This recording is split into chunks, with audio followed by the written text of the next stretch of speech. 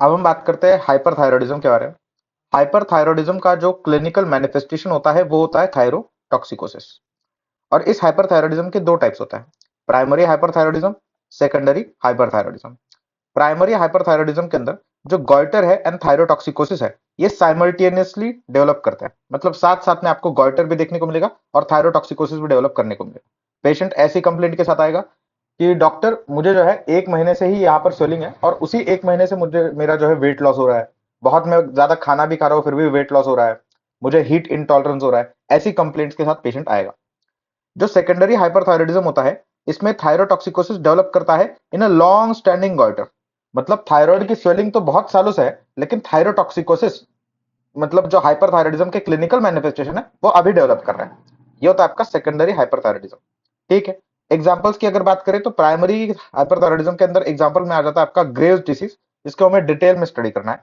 और secondary hyperthyroidism के example में आ जाता है आपका टॉक्सिक मल्टीनोडुलर गॉइटर। जो प्राइमरी हाइपरथायरॉयडिज्म होता है इसके अंदर न्यूरोलॉजिकल मैनिफेस्टेशन जो होती है वो ज्यादा कॉमन होती है as compared to the secondary hyperthyroidism, और आई साइंस भी ज्यादा कॉमन होती है। तो वही सेकेंडरी हाइपरथायरॉयडिज्म के अंदर कार्डियोवास्कुलर मैनिफेस्टेशन ज्यादा होती है एज कम्पेयर टू प्राइमरी वाले से, और जो आई साइंस होती है वो अनकॉमन होती है। ठीक है। तो ये तो पहला हमने बेसिक डिफरेंस पढ़ लिया प्राइमरी हाइपरथायरॉयडिज्म और सेकेंडरी हाइपरथायरॉयडिज्म के बीच में। अब हम समझते हैं ग्रेव्स डिसीज के बारे में। तो ग्रेव्स डिसीज के अंदर क्या होता है? ग्रेव्स डिसीज पहली बात तो थोड़ा एपिडेमोलॉजी समझते हैं। 20 से 40 साल के लोगों के अंदर होता है ये। फीमेल्स के अंदर इसका जो प्रिपोंडेरेंस है ये बहुत ज्यादा है, 11:1 का रेशो है। और ये एक ऑटो इम्यून डिसऑर्डर है। ग्रेव्स डिसीज क्या है? एक ऑटो इम्यून डिसऑर्डर है। और मैंने जैसे बताया Graves disease is example of primary hyperthyroidism. तो इसके अंदर जो स्वेलिंग होगी, मतलब जो गॉइटर होगा आपकी थायराइड ग्लैंड का, वो और थायरोटॉक्सिकोसिस दोनों साइमल्टेनियसली डेवलप करेंगे। ठीक है। और ये ऑटो इम्यून डिसऑर्डर होने के कारण मतलब इसमें कोई ऑटो एंटीबॉडी मिलेगी। तो कौन सी ऑटो एंटीबॉडी होती है? तो इसमें आपके बेसिकली टीएसएच रिसेप्टर जो होता है उसके अगेंस्ट एंटीबॉडी देखने को मिलती है। अब ये टीएसएच रिसेप्टर के अगेंस्ट जो एंटीबॉडी देखने को मिलती है, ये स्टिमुलेटरी एंटीबॉडी भी हो सकती है, ये इनहिबिटरी एंटीबॉडी भी हो सकती है। मोस्ट कॉमनली ग्रेव्स डिसीज के अंदर आपको जो है स्टिमुलेटरी एंटीबॉडी देखने को मिलती है। और इस एंटीबॉडी का, ये जो स्टिमुलेटरी टीएसएच रिसेप्टर की एंटीबॉडी ना, इसका जो दूसरा नाम है that is thyroid stimulatory immunoglobulin, TSI. This Graves disease is also associated with ये सारे एचएलए फैक्टर्स। याद रखने पड़ेंगे, रटना ही पड़ेगा। 3 पॉइंट्स आपको बताऊंगा जो ग्रेव्स डिसीज के आपको रटने ही पड़ेंगे। पहला, it is associated with HLA B, HLA DR, HLA DQA subtype 501।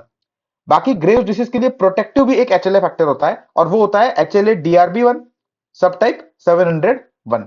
और साथ में तीसरा पॉइंट आपको याद रखना, रटने वाला पॉइंट है ग्रेव्स डिसीज का, it is associated with polymorphism of CTLA gene. CTLA gene के पॉलीमॉर्फिज्म से एसोसिएटेड होता है आपका ग्रेव्स डिसीज।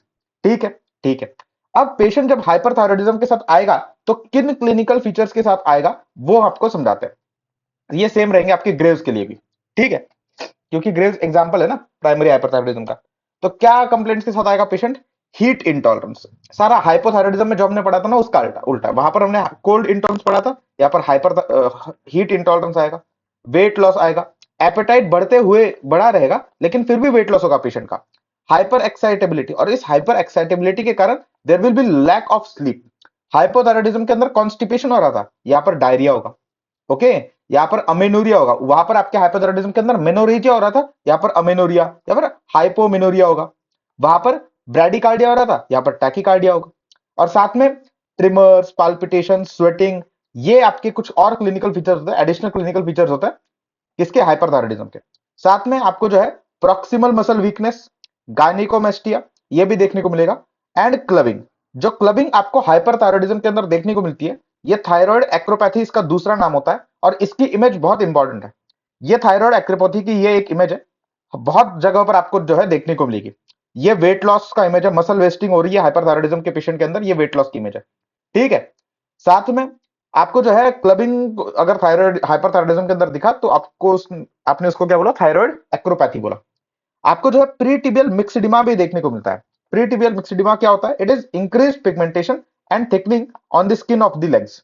जो लेग्स के स्किन होते हैं उनके ऊपर पिगमेंटेशन और थिकनिंग अगर बढ़ गया तो उसको हम बोलते हैं प्रीटिबियल मिक्सिडिमा। ये इसकी इमेज है, इतनी इंपॉर्टेंट नहीं है इमेज। आई साइंस की अगर हम बात करते हैं तो ग्रेव्स डिसीज के अंदर कौन कौन सी आई साइंस आपको देखने को मिलती है, ये बहुत इंपॉर्टेंट है। हर एक आई साइन आपको पता होनी चाहिए। तो पहला तो है एक्सोप्थेल्मस, आपकी आंखें बाहर निकल जाती है, और इस साइन को हम कहते हैं नैविजिगर साइन। आंखें बाहर निकलना एक्सोप्थेल्मस ग्रेव्स डिसीज के अंदर होता है। और इस साइन का नाम क्या है? नैप्जिगर साइन। साइन का भी नाम याद रखना है। दूसरा, लिड रिट्रैक्शन वाली साइन, जिसको हम क्या कहते हैं? डायलिरिम्पल साइन। क्या होता है इस साइन के अंदर? नॉर्मली अगर आप देखोगे तो आपके जो ये अपर आईलिड्स होते हैं ना, ये अपर आईलिड्स ऊपर के पार्ट ऑफ कॉर्निया को कवर करके रखते हैं, मतलब यहां पर नॉर्मली प्रेजेंट होता है। पूरा कॉर्निया विजिबल नहीं होता कभी भी आपका। लेकिन डायलिरिम्पल साइन के अंदर ये जो आपके अपर लिड्स होता है ये ऊपर रिट्रैक्टेड होता है, जिसके कारण आपको पूरा का पूरा कॉर्निया विजिबल होता है। तो इसी लिड रिट्रैक्शन वाली साइन को हम क्या कहते हैं? डायलिरिम्पल साइन होते हैं बोलते हैं। फिर हम बोलते हैं एक वॉन ग्राफे साइन के बारे में। तो वॉन ग्राफे साइन के अंदर क्या होता है? आपकी लीड लैग करती है। लीड लैग करने का मतलब क्या है? नॉर्मली अगर आपका आईबॉल नीचे जाएगा तो आपकी लीड भी उसको फॉलो करते हुए नीचे जाएगी ना। तो वॉन ग्राफे साइन के अंदर आईबॉल तो नीचे जाता है लेकिन लीड उसको फॉलो नहीं करती, तो इसलिए वॉन ग्राफे साइन मतलब क्या? Lid lag sign. ठीक है, तो ये lid lag sign, von Graefe sign. फिर अगर दोनों आईबॉल्स एक पॉइंट पर कन्वर्ज नहीं कर पा रहे तो inability to converge the eyeball is called as Mobius sign. फिर एक होता है स्टेरिंग लुक वाली साइन, मतलब पेशेंट जो है एक जगह पर देखते ही रहता है, इनफ्रीक्वेंट ब्लिंकिंग करता है उसमें, उसको कहता है Stellwag sign. Staring look sign, infrequent blinking sign कौन सी? आपकी स्टेलवैक साइन। एंड अगर नॉर्मली आप अगर देखोगे, जब आप ऊपर देखते हो, व्हेनेवर यू लुक अपवर्ड्स, आपके फोरहेड में रिंकल्स फॉर्म हो जाता है। अगर रिंकल्स फॉर्म नहीं होते ऑन लुकिंग अपवर्ड्स तो उसको हम कहते हैं जॉफ्रॉय साइन। उसको हम क्या कहते हैं? जॉफ्रॉय साइन। ये आपकी डायलिरिम्पल साइन है, ये वॉन ग्राफे साइन है, ये आपकी जो है जॉफ्रॉय साइन है। On looking upwards, no wrinkles on the forehead. ठीक है, फिर यहां पर आप देख सकते हो कि ये नॉर्मली देखो, नॉर्मली आपके दोनों आईबॉल जो है अगर किसी एक पॉइंट पर आपको कन्वर्ज करने को बोले तो कन्वर्ज कर जाता है, लेकिन इसमें जो है कन्वर्जन नहीं हो पा रहा। ये कौन सी साइन है? मोबियस साइन है। ठीक है, हाँ जी। तो ये इमेजेस होगी आपकी हाइपरथायराइडिज्म की। अब हम बात करते हैं कि ग्रेव्स डिसीज के अंदर हम कौन सी इन्वेस्टिगेशंस को कैरी आउट करेंगे। सबसे पहले तो थायराइड प्रोफाइल को हम चेक करेंगे। थायराइड प्रोफाइल के अंदर आपको टीएसएच क्या मिलेगा? ऑब्वियसली टीएसएच कम मिलेगा और टी3 टी4 के लेवल जो रहेंगे वो बड़े हुए रहेंगे। फिर जब आप रेडियो एक्टिव आयोडीन स्कैन करोगे आयोडीन 123 को लेके, तो आपको क्या देखने को मिलेगा? नॉर्मली जो अपटेक होता है वो होता है 15 से 30% का। ओके, ग्रेव्स डिसीज के अंदर the Uptake of the radio iodine scan will be very much, बहुत ज्यादा अपटेक रहेगा। और अपटेक कब कम किस में होता है? अपटेक कम होता है हाशिमोटोस थायराइडाइटिस के अंदर। ये भी आप याद रखो, अपटेक कम किस में होता है? हाशिमोटोस थायराइडाइटिस के अंदर अपटेक कम होता है, और जो अपटेक ज्यादा होता है वो ग्रेव्स डिसीज के अंदर ज्यादा होता है। इसीलिए चूंकि अपटेक ज्यादा है आपके रेडियो आयोडीन स्कैन के अंदर, इसीलिए हम ये कहते हैं कि ग्लैंड जो है वो हाइपर फंक्शनल है। जो नोड्यूल है और ग्लैंड है, अगर उसका अपटेक ज्यादा होता है, कुछ भी चीज होगी, ग्लैंड हो नोड्यूल हो, उसका अपटेक अगर ज्यादा है ना, तो वो चीज हाइपर फंक्शनल होती है। और कभी भी हाइपर फंक्शनल ग्लैंड के अंदर, कभी भी हाइपर फंक्शनल नोड्यूल के अंदर हम एफएनएसी नहीं करते। इसीलिए जब हम हाइपोथायराइडिज्म पढ़ रहे थे, आपको दिखा देता हूं, हाइपरथायराइडिज्म के अंदर जब हम सॉलिटरी नोड्यूल पढ़ रहे थे, तो सॉलिटरी थायराइड नोड्यूल के मैंने आपको अप्रोच में बताया था कि अगर हॉट नोड्यूल मिल जाए, हॉट नोड्यूल का मतलब क्या है? कि वो नोड्यूल जो है वो हाइपर फंक्शनल है, इसके अंदर हम कभी भी एफएनएसी नहीं करते थे। एफएनएसी कभी नहीं करते थे। हॉट नोडल आपको मिला, आप डायरेक्टली ट्रीटमेंट कर देते थे।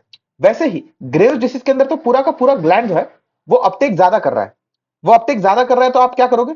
आप पूरे ग्लैंड के अंदर एफएनएसी करोगे नहीं बिल्कुल भी। ठीक है ना? ठीक है, फिर जो तीसरी इन्वेस्टिगेशन कर सकते हो, क्योंकि ये एक ऑटोइम्यून डिसऑर्डर है, तो आप जो है एंटी टीएसएच एंटीबॉडी को जो है आप ढूंढ सकते हो। ट्रैब एंटीबॉडी भी इसे कहते हैं सीरम के अंदर, उनको ढूंढ सकते हो। और यूएसजी भी कर सकते हो। यूएसजी में आपको क्या देखने को मिलेगा? एनलार्जमेंट ऑफ थायराइड देखने को मिलेगा। और चूंकि ये बहुत हाइपर वैस्कुलर है, हाइपर फंक्शनल ग्लैंड है अभी, तो वैस्कुलरिटी भी इंक्रीज देखने को मिलेगी यूएसजी पर आपको। अब चलते हैं ट्रीटमेंट पे। तो ट्रीटमेंट में अगर आप देखोगे ना, तो फर्स्ट लाइन ट्रीटमेंट होता है, अगर ये काम ना करा तो सेकंड लाइन ट्रीटमेंट होता है, ये भी काम ना करा तो लास्ट ऑप्शन, लास्ट रिसोर्ट होता है वो आपका सर्जरी होता है। फर्स्ट लाइन ट्रीटमेंट क्या होता है आपके ग्रेव्स डिसीज के लिए? तो वो होता है एंटी थायराइड ड्रग्स। तीन एंटी थायराइड ड्रग्स आप यूज कर सकते हो। पहला होता है कार्बिमाजोल, मेथिमाजोल और आपका प्रोपाइल थायोरेसिल। इसमें से अगर आप देखो तो कार्बिमाजोल, मिथेमिजोल और प्रोपाइल थायोरेसिल, ये तीनों के तीनों आपके जो है प्लेसेंटल बैरियर को क्रॉस करते हैं। तो अगर मदर लेगी तो बच्चे तक जाएंगे ही जाएंगे। लेकिन प्रोपाइल थायोरेसिल जो है ये सबसे कम ट्रांसफर होता है प्लेसेंटा के थ्रू, मतलब प्लेसेंटल बैरियर के थ्रू बहुत सबसे कम जो आपका जाता है वो होता है प्रोपाइल थायोरेसिल। इसीलिए प्रोपाइल थायोरेसिल नॉर्मली फर्स्ट ट्राइमेस्टर के अंदर ड्रग ऑफ चॉइस है। और नॉर्मली ऐसे अगर कोई प्रेग्नेंट फीमेल नहीं है तो आपका ड्रग ऑफ चॉइस क्या होता है? कार्बिमाजोल होता है। और फर्स्ट ट्राइमेस्टर के अंदर ड्रग ऑफ चॉइस क्या होता है? प्रोपाइल थायोरेसिल होता है। लेकिन फर्स्ट ट्राइमेस्टर के बाद में आपका प्रोपाइल थायोरेसिल अब क्यों नहीं होता ड्रग ऑफ चॉइस? क्योंकि इट इज हेपेटोटॉक्सिक, इसलिए उसको डिसकंटिन्यू कर देंगे हम फर्स्ट ट्राइमेस्टर के बाद। फर्स्ट ट्राइमेस्टर में उसका यूज कर लेंगे, उसके बाद उसको डिसकंटिन्यू कर देंगे, उसके बाद फिर से हम कार्बिमाजोल पे चले जाएंगे। और कार्बिमाजोल का भी आपको जो है साइड इफेक्ट्स पता होने चाहिए, यहाँ पे मैंने लिखे नहीं है, मैं भूल गया हूँ। अप्लेजिया क्यूटिस और एक दो उनके साइड इफेक्ट्स होता है, वो याद रखना, अप्लेजिया क्यूटिस याद रखना। साथ में आप अप्लेजिया क्यूटिस की इमेज भी याद रखना। साथ में इनके इनमें से कोई एक आप एंटीथायराइड ड्रग दोगे और साथ में बीटा ब्लॉकर्स देते हो। बीटा ब्लॉकर्स क्यों देते हो? For palpitations, tachycardia, in symptoms के साथ पेशेंट आएगा ना, तो इन सिम्टम्स को कंट्रोल करने के लिए प्रोपेनोलोल और नोडालोल जैसे बीटा ब्लॉकर्स को भी आप साथ में दे दोगे। अब एंटीथायराइड ड्रग्स आप यहां पर दे रहे हो, तो इसका एडवांटेज क्या है? एडवांटेज दो है भाई। पहला तो there is no permanent hypothyroidism, इसमें आप सर्जिकली जो है ना तो पूरे ग्लैंड को तोड़ दे रहे हो जैसे आप रेडियो एक्टिव अब्लेशन के अंदर करने वाले हो, ना तो आप ग्लैंड को रिमूव कर रहे हो सर्जिकली जैसे हम करने वाले। तो कोई परमानेंट हाइपोथायराइडिज्म इसके अंदर नहीं होने वाला। And there is no risk of radiation and surgery, क्योंकि दूसरे जो ऑप्शन है ना, इसमें रेडिएशन देंगे, इसमें सर्जरी देंगे ना, इसमें रेडिएशन की रिस्क है ना सर्जरी की रिस्क है। तो ये तो दो हो गए एडवांटेजेस। लेकिन डिसएडवांटेज क्या है? डिसएडवांटेज पहली बात तो लॉन्ग ड्यूरेशन, मतलब 1-2 साल तक तो जो है आपको जो मेडिसिन है लेनी पड़ती रहेगी, ठीक है। साथ में रिकरेंस आपका 50% है। रिकरेंस 50% मतलब क्या? 100 पेशेंट्स को अगर आप ये मेडिसिन दे रहे हो हाइपरथायराइडिज्म की, तो 50% पेशेंट्स के अंदर वो 3-4 साल बाद जो है फिर से आएंगे हाइपरथायराइडिज्म के साथ, ग्रेव्स डिसीज के साथ। तो रिकरेंस बहुत ज्यादा है इनके अंदर। एंड तीसरा साइड इफेक्ट जो है वो साइड इफेक्ट ऑफ ड्रग्स, मैंने बताया ना, अप्लेजिया क्यूटिस, हेपेटोटॉक्सिक होता है प्रोपाइलोरेथिल, ये साइड इफेक्ट्स ऑफ ड्रग्स, ये भी डिसएडवांटेज है। एंड चौथा, यूथायराइड आफ्टर दी 4 मंथ्स। देखो, हाइपरथायराइड स्टेट जो होती है किसी भी पेशेंट के लिए बहुत खतरनाक, बहुत डिस्टर्बिंग स्टेट होती है, उसके अंदर जीना बहुत कठिन होता है। हाइपोथायराइड स्टेट जो थी ना, जो हमने पहले पढ़ा हाइपोथायराइडिज्म, वो स्टेट रिलेटिवली बहुत इजी है उसके साथ जीना, कोई उतना प्रॉब्लम होता नहीं है। लेकिन हाइपरथायराइड स्टेट बहुत प्रॉब्लमेटिक होती है पेशेंट के लिए, वेट लॉस होता रहता है, बहुत खाते रहता है फिर भी वेट लॉस होता रहता है, हीट टॉलरेंस होता है, बहुत प्रॉब्लम्स होती है। इसलिए अगर यूथायराइड बनने में 4 मंथ्स जितना बड़ा टाइम लग रहा है, तो ये बहुत अनकंफर्टेबल है पेशेंट के लिए। तो ये एक और डिसएडवांटेज होता है किसके अंदर? एंटी थायराइड ड्रग्स के अंदर। अब ये तो हो गया आपका फर्स्ट लाइन ट्रीटमेंट। मान लीजिए पेशेंट को नहीं सहन हो रहा, ये हाइपरथायराइड के जितने भी क्लिनिकल फीचर्स है वो सहन नहीं हो रहे, और वो बोल रहा है कि डायरेक्टली कुछ ना कुछ डेफिनेटिव ट्रीटमेंट करो, तो आपके जो सर्जन रहेगा उसके पास एक तो रेडियो एक्टिव अब्लेशन का तरीका रहेगा या फिर सर्जरी। इसमें से हम सेकंड लाइन ट्रीटमेंट को मानते हैं कि रेडियो एक्टिव अब्लेशन जो है ये सेकंड लाइन ट्रीटमेंट है। इसमें हम आयोडीन 131 इस आइसोटोप को यूज करते हैं और 8 से 12 मिली क्यूरी इस डोज को यूज करता है। और ये आप जो है डोज याद रखें, रेडियो एक्टिव अब्लेशन के अंदर आप जो है 8 से 12 मिली क्यूरी डोज को यूज कर रहे हो, ओरली आप दोगे। और ये बेसिकली आप ओरली जब आप ये गोली दोगे आयोडीन 131 की, तो ये जो है गैमा, हाँ, तो ये ओरली जब हम इसकी गोली लेंगे आयोडीन 131 की, तो गैमा और बीटा रेज ये रिलीज करेगा आपकी बॉडी के अंदर, जो कि डिस्ट्रॉय कर देगा बेसिकली आपके थायराइड टिश्यू को बाय दैट रेडिएशंस। जब टूट जाएगा आपका थायराइड टिश्यू, तो फिर बेसिकली कोई थायराइड हाइपरथायराइडिज्म होगा ही नहीं। तो इसका एडवांटेजेस क्या है कि 1 से 2 डोज ही लगता है। जैसे आपको लॉन्ग ड्यूरेशन के लिए लेना पड़ता था ना 1 से 2 साल के लिए, 1 से 2 डोज के अंदर काम हो जाता है इसका। ओके। एंड अर्ली यूथायराइड स्टेटस, ज्यादा देर तक जो है पेशेंट को हाइपरथायराइड के क्लिनिकल फीचर से सहन नहीं करने पड़ते, तो 1 मंथ के अंदर ही जो है पेशेंट जो है यूथायराइड बन जाता है। लेकिन डिसएडवांटेज क्या है कि अब तो पूरा थायराइड टिश्यू आपका चला गया ना, तो परमानेंटली हाइपोथायराइडिज्म स्टेट में जा चुका है पेशेंट। ओके, लाइफ टाइम उसको थायरॉक्सिन नामक गोली जो है लेनी पड़ेगी। फिर रेडिएशन, ये भी एक उसका रिस्क होता है, तो उसका भी डिसएडवांटेज होता है। एब्सोल्यूट कॉन्ट्राइंडिकेशन क्या होता है आपके radio active iodine oblation therapy के लिए? तो एब्सोल्यूट कॉन्ट्राइंडिकेशन में दो आते हैं, प्रेगनेंसी वाली स्टेट और लैक्टेशन वाली स्टेट, ये दोनों एब्सोल्यूट कॉन्ट्राइंडिकेशन है। रिलेटिव कॉन्ट्राइंडिकेशन कौन सा? चिल्ड्रन, सीवियर आई साइंस, अरिथमियास। चिल्ड्रन के अंदर तो हम नहीं देते, ये रिलेटिव कॉन्ट्राइंडिकेशन है। बाकी सीवियर आई साइंस और अरिथमियास के अंदर हम इसलिए नहीं देते क्योंकि जब हम इनके अंदर रेडियो एक्टिव आयोडीन अब्लेशन ये देंगे, तो ये एग्रावेट कर देगा इन सिम्टम्स को, तो हम ये नहीं चाहते कि ये सिम्टम्स एग्रावेट हो जाए, इसलिए ये रिलेटिव कॉन्ट्राइंडिकेशन में आ जाता है। फिर जो लास्ट रिजॉर्ट है आपका, दैट इज टोटल थायरॉइडेक्टोमी, सर्जरी करना। तो इसके कुछ इंडिकेशंस होता है। क्या इंडिकेशन? मैंने एक इंडिकेशन तो आपको बता दिया कि जब जब कंप्रेसिव सिम्टम होगा, तब तक आपके पास कोई ऑप्शन है नहीं, वो कंप्रेस कर रहा है डायरेक्टली, तो सर्जरी ही करनी पड़ेगी। दूसरा, पेशेंट प्रेफरेंस, जब पेशेंट खुद से बोल देगा कि निकाल दो थायराइड, मेरे को नहीं चाहिए ऐसी बिना काम की थायराइड, तो सर्जरी करनी ही पड़ेगी।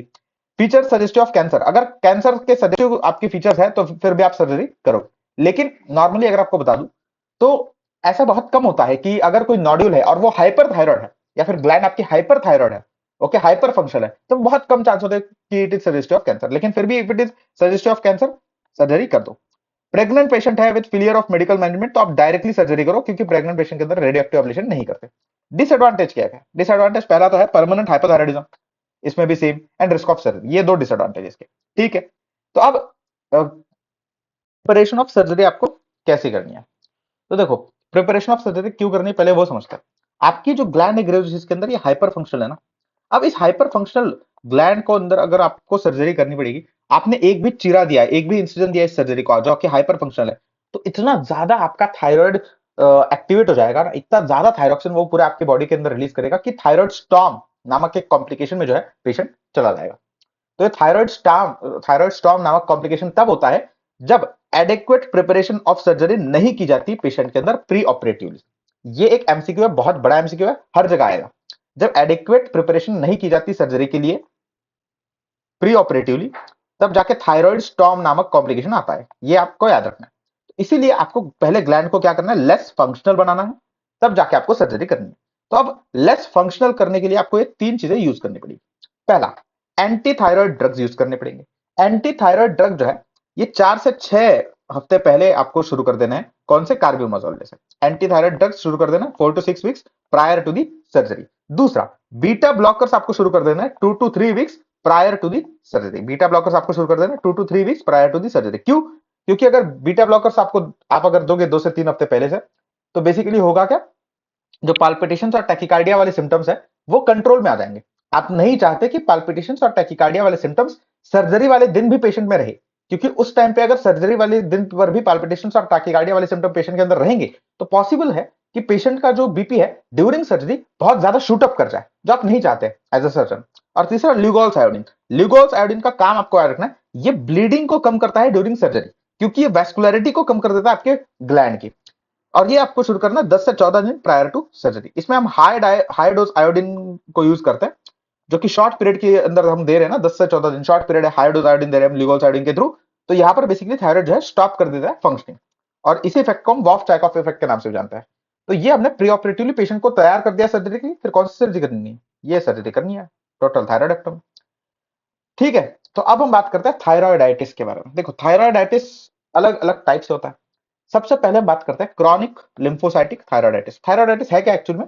इन्फ्लेमेशन है आपके थायराइड ग्लैंड का। सबसे पहला क्या है? Chronic lymphocytic thyroiditis. इसमें दो आते हैं, एक आता है हाशिमोटोस थायराइडाइटिस और एक आता है पोस्टमार्टम थायराइडाइटिस। दोनों सेम है, बस डिफरेंस दोनों के अंदर ये है कि हाशिमोटोस थायराइडाइटिस के अंदर एंटीबॉडीज प्रेजेंट होती है और पोस्टमार्टम थायराइडाइटिस के अंदर आपकी ऑटो एंटीबॉडीज प्रेजेंट नहीं होती, और ये एक सेल्फ रिजोल्विंग कंडीशन है। बस इतना ही डिफरेंस है, बाकी सारी चीजें आप दोनों के अंदर सेम रहेगी। तो पहले हम समझते हैं हाशिमोटोस थायराइडाइटिस के बारे में। तो हाशिमोटोस थायराइडाइटिस ये क्या है? एक ऑटो इम्यून डिसऑर्डर है। तो ये ऑटो एंटीबॉडी जो इसके अंदर प्रेजेंट होती है, मोस्ट कॉमन ऑटो एंटीबॉडी तो आपको बिल्कुल याद होनी चाहिए, that is anti thyroxine peroxidase, anti TPO. ये 90% पेशेंट्स के अंदर आपको मिलेगी ही मिलेगी। ठीक है, ठीक है, मोस्ट कॉमन एंटीबॉडी है एंटी टीपीओ, और यही आपको मार्क करना है अगर ऑप्शंस में आया तो। अगर सारे आ गए तो फिर ऑल ऑफ द वो करना है। बाकी दूसरे कौन से? Anti thyroglobulin, anti TSHR receptor, anti sodium iodine supporter. बाकी की ये सारी आप याद रखो, बस मोस्ट कॉमन कौन सी है? Anti TPO. It is also associated with HLA-B8, HLA-DR3, HLA-DR5। रटने वाला पॉइंट है, कुछ कर नहीं सकता इसमें। अब इसमें जो कोर्स ऑफ डिसीज होता है हाशिमोटोस थायराइडाइटिस में, तो पहले तो पेशेंट होता है वो हाइपर थायराइड होता है। पहले ड्यूरिंग इन्फ्लेमेशन आपका जो पेशेंट होता है वो हाइपर थायराइडिज्म की स्टेट में होता है, फिर यू थायराइड बनता है, और लास्ट में वो हाइपोथायराइड स्टेट में चला जाता है। लास्ट में कैसे स्टेट में चला जाता है? हाइपोथायराइड स्टेट में चला जाता है। तो लास्ट स्टेट को आप फाइनल स्टेट मानते हो, इसलिए हाशिमोटोस थायराइडाइटिस को हम हाइपोथायराइड कंडीशन मानते हैं। ठीक है, फिर एफएनएसी में आपको क्या देखने को मिलेगा? एफएनएसी में आपको लिम्फोसिटिक इन्फिल्ट्रेशन देखने को मिलेगा। एफएनएसी में आपको लिम्फोसिटिक इन्फिल्ट्रेशन, इसीलिए ये क्रॉनिक लिम्फोसिटिक थायराइडाइटिस इस कैटेगरी में आ रहा है। ओके, अगर बायोप्सी करोगे तो यहाँ पर मैं आपको बता नहीं रहा, यहाँ पे लिखा नहीं हुआ, लेकिन आपको पूछा जाएगा क्वेश्चन में आपने सवाल। अगर बायोप्सी आप करोगे तो बायोप्सी में आपको जर्मिनल सेंटर देखने को मिलेगा, इतना याद रखो। ठीक है, फिर हम बात करते हैं ट्रीटमेंट क्या करोगे। ट्रीटमेंट में कुछ नहीं करना, लास्ट में ये हाइपोथायराइड है ना एट द एंड, तो आप ओरल थायरोक्सिन दे दो। अगर टीएसएच मोर देन 10 होगा तो ओरल थायरोक्सिन दे दो भाई। सर्जरी तभी करना है अगर कंप्रेसिव सिम्टम प्रेजेंट है या फिर फीचर सजेस्टिव ऑफ कैंसर अगर है, तो फिर आप सर्जरी करोगे, नहीं तो ओरल थायरोक्सिन से काम चल जाएगा। दूसरा मैंने बताया पोस्टमार्टम थायराइडाइटिस, सेम है पूरा का पूरा हाशिमोटोस की तरह, बस ये सेल्फ रिजॉल्विंग होता है और इसको अंदर कोई ऑटो एंटीबॉडीज प्रेजेंट नहीं होती। ठीक है, अब हम बात करते हैं दूसरे टाइप ऑफ थायराइडाइटिस के बारे में, that is de Quervain's thyroiditis. De Quervain's thyroiditis जो है, ये एक इन्फेक्टिव थायराइडाइटिस है। इसको हम सब एक्यूट या फिर ग्रैनुलोमेटस थायराइडाइटिस के नाम से भी जानते हैं, और ये क्या है? एक इन्फेक्टिव थायराइडाइटिस है which is associated with HLA-B35। HLA-B35 से ये एसोसिएटेड होता है। इसका इन्फेक्शन क्या होता है? इसका कॉज क्या होता है? तो इसका कॉज होता है अपर रेस्पिरेटरी ट्रैक्ट के वायरल इंफेक्शन कॉज करने वाले ऑर्गेनिज्म। क्या? अपर रेस्पिरेटरी ट्रैक्ट के वायरल इंफेक्शन कॉज करने वाले ऑर्गेनिज्म, जैसे कि influenza, mumps, EBV, adenovirus, coxsackievirus. तो जब आपको एग्जामिनर को ये यहां तक डायग्नोसिस लेकर जाना है ना, तो कई बार वो अपर रेस्पिरेटरी ट्रैक्ट इन्फेक्शन की हिस्ट्री देगा।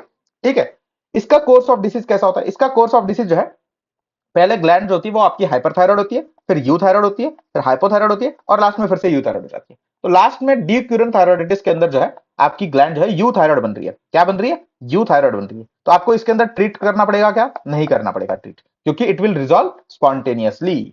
और एफएनएसी में आपको इसमें क्या देखने को मिलेगा? नॉन एपिथेलियल ग्रैनुलोमा देखने को मिलेगा। यहाँ पर लिम्फोसिटिक इन्फिल्ट्रेशन देखने को मिल रहा था, यहाँ पर हमको क्या मिल रहा है? नॉन एपिथेलियल ग्रैनुलोमा देखने को मिल रहा है। ये यहाँ पर बहुत सारे क्यूबैंक में ये सवाल है, तो याद रखना इसको।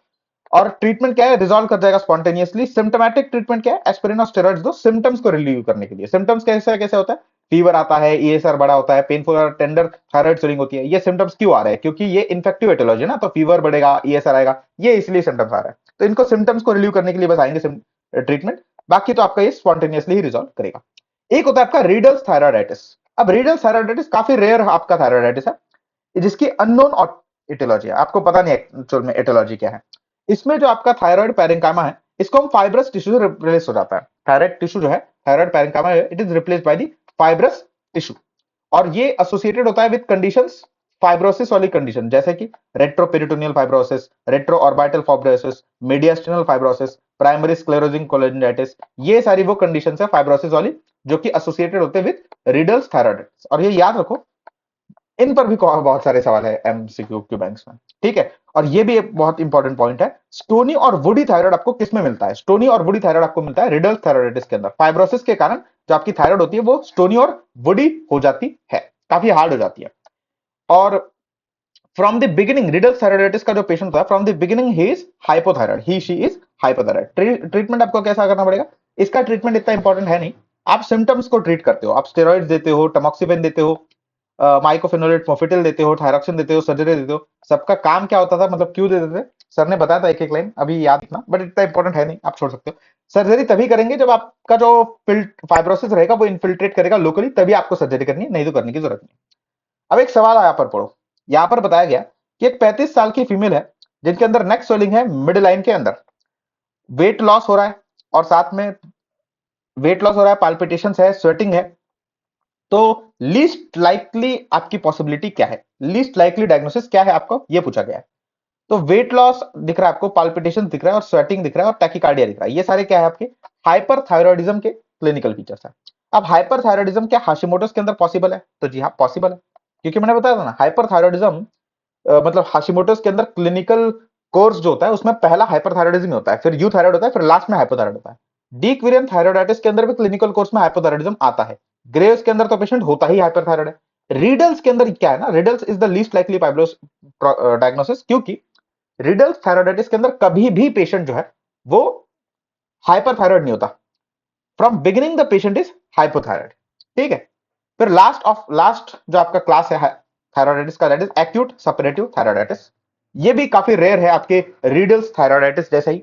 It is seen in children, और जैसे आपका डीक्वेरियन थायरॉयडाइटिस वायरल इंफेक्शंस के कारण था, ये होता है due to bacterial infections like staph aureus, streptococcus and anaerobes.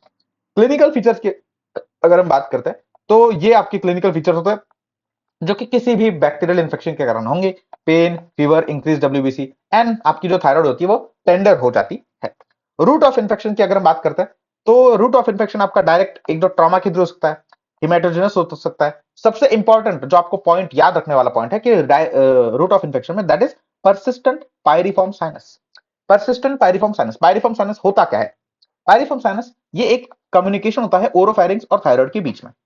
अगर अगर मान लीजिए ये परसिस्टेंटली रह गया, एम्ब्रियोलॉजिकली माल डेवलपमेंट हुआ और ये परसिस्टेंटली रह गया, मतलब फोर्थ ब्रैंकियल आर्क की एनोमली हो गई और पायरिफॉर्म साइनस आपका परसिस्टेंट रह गया, तो it can act as root of infection for development of the acute suppurative thyroiditis. ठीक है, और इसका ट्रीटमेंट हम देते हैं आईवी एंटीबायोटिक्स के थ्रू। अब हम बात करेंगे थायराइड मैलिग्नेंसी के बारे में, इसके बारे में अगले लेक्चर में बात करते हैं। तब तक के लिए टाटा, बाय बाय।